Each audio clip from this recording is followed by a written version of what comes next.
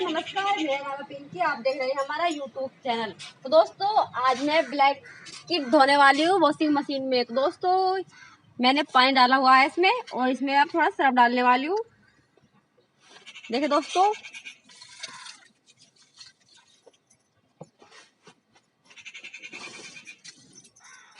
मैंने इसमें सर्फ डाल दिया है और ये है हमारी ब्लैंकेट।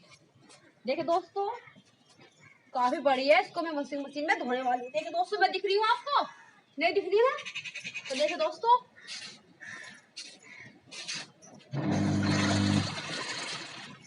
दोस्तों, अब मैं इसमें डालने वाली हूँ इसको। दोस्तों मैंने डाल दिया है।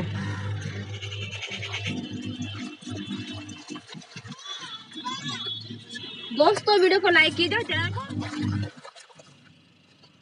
देख कितना गंदा पानी आ रहा है।